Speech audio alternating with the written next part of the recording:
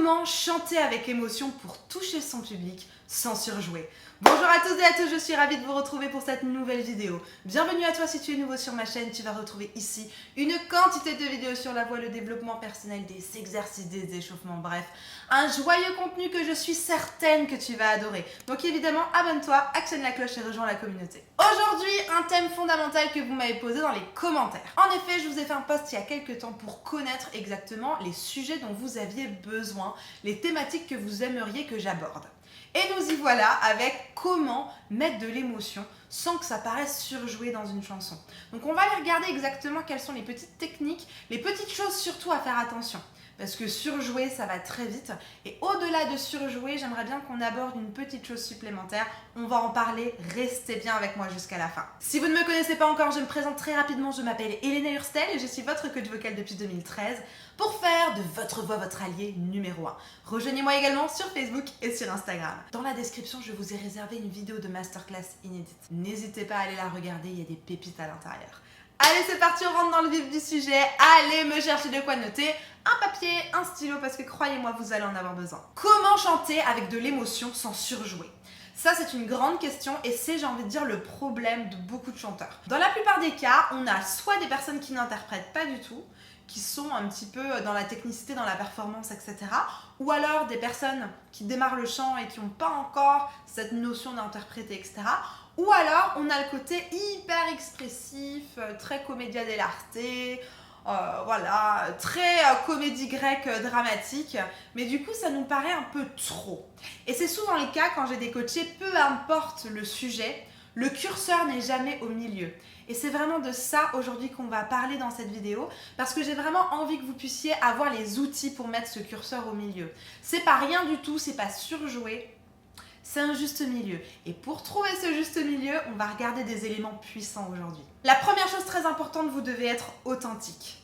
Et souvent, le surjoué, ça vient du fait qu'on représente quelque chose ou des émotions 10 fois plus que de mesure. Et moi, la première, franchement, je suis vraiment pas là pour donner une leçon. Voilà, j'ai jamais été très bonne en acting.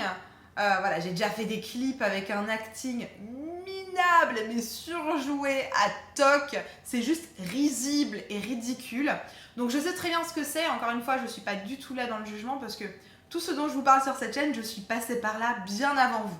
Donc encore une fois, il faut vraiment faire attention à rester authentique.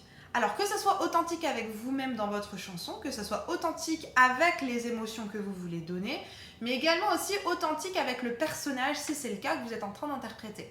Si c'est, je sais pas moi, allez, prenons une chanson de rupture, une chanson un peu triste de rupture, ne vous effondrez pas par terre avec la main sur le front, enfin ça n'a aucun sens quoi.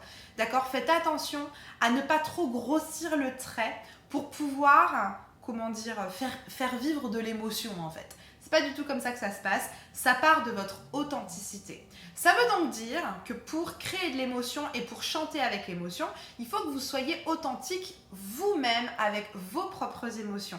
Ce qui induit, et ça c'est très important que vous puissiez le comprendre, ça induit que vous devez les ressentir au moment M. Si je veux chanter une émotion, je dois la ressentir au moment M. C'est hyper important. Je vous prends un exemple. Vous êtes en train de raconter une histoire.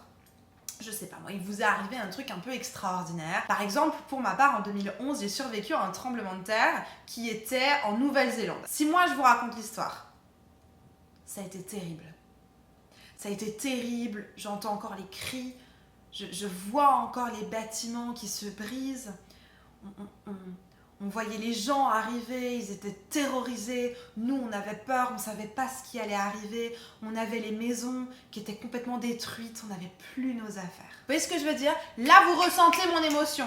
Là, vous êtes avec moi comme ça, en train de manger vos pop-corn. Vous êtes complètement, j'ai envie de dire, captivé. Mais pourquoi vous êtes captivé? Parce que vous ressentez mon émotion et parce que je vous raconte quelque chose que j'ai vécu.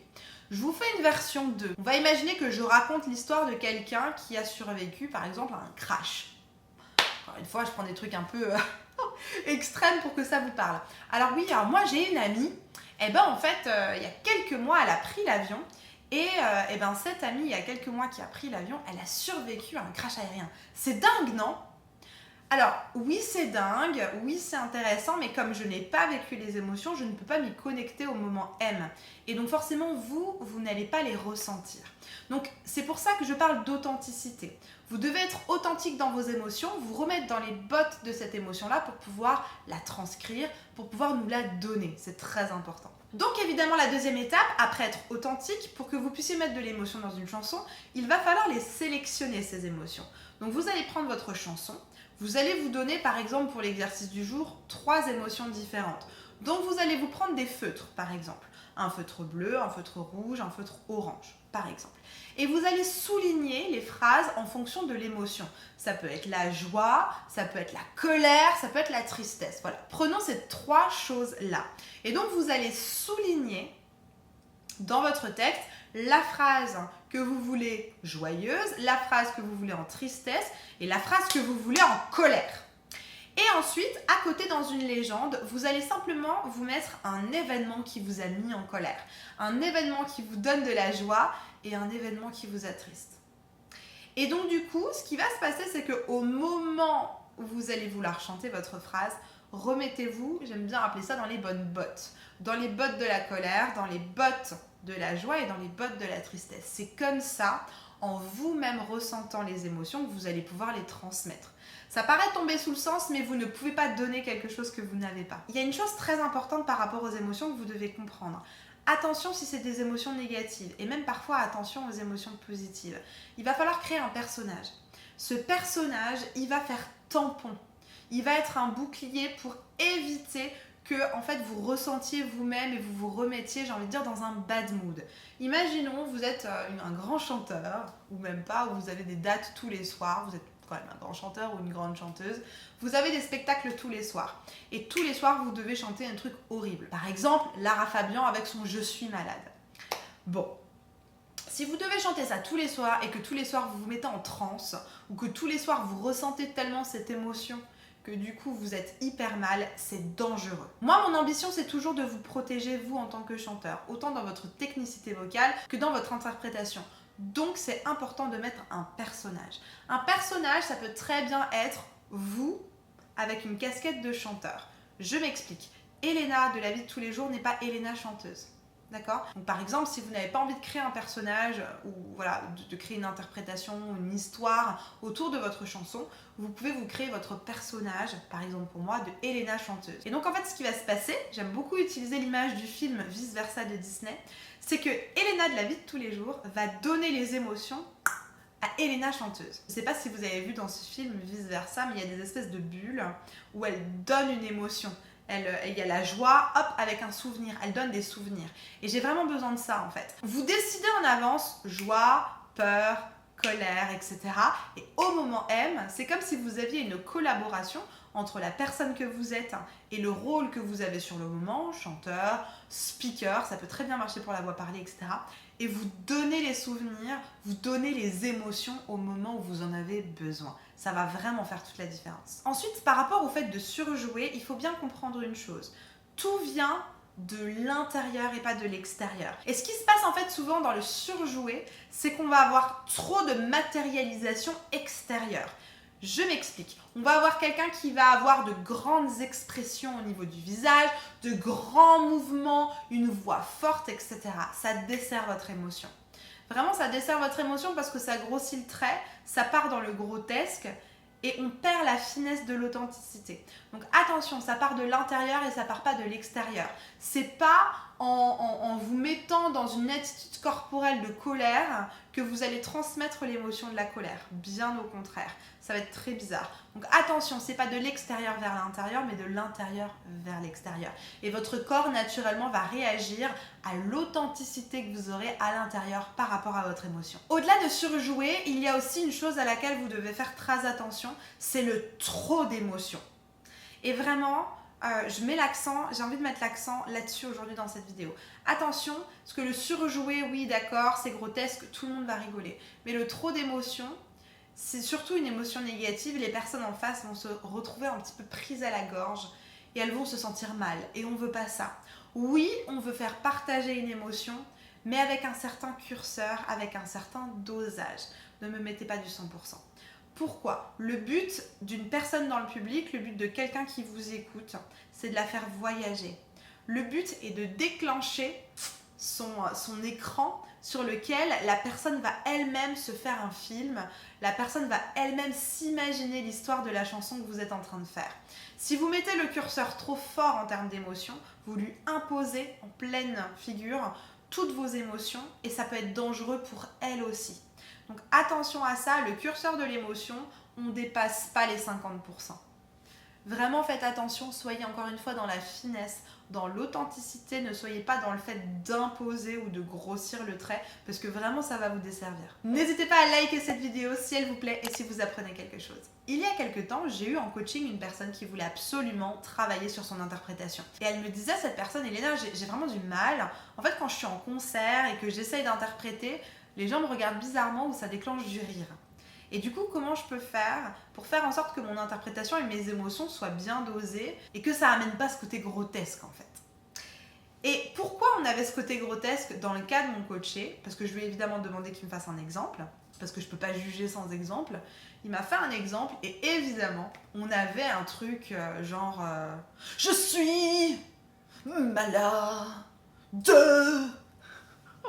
Et moi, je le regardais dans la caméra et j'étais là, ouais, non, t'étais peut-être malade ici, mais sinon t'es pas malade, quoi. Donc c'était très bizarre. Et effectivement, j'ai pas voulu me moquer, mais ça m'a déclenché une émotion de rire, où je me suis dit, mais c'est trop. Et encore une fois, il était trop dans ce que je vous disais tout à l'heure, la démonstration faciale. Ne faites pas ça. Ne faites pas ça, c'est grotesque. Voilà, ne grossissez pas le trait, mais cherchez à l'intérieur. Je suis malade, parfaitement malade. Pas plus que ça. N'allez pas me faire des gros trucs, je m'effondre sur le piano, je sais pas quoi, ça n'a aucun intérêt, vraiment. Donc avec ce coaché, on a tout remis en place pendant une séance. Je lui ai enlevé les choses supplémentaires, on a retravaillé une stratégie d'émotion, on a regardé comment le mettre dans sa voix.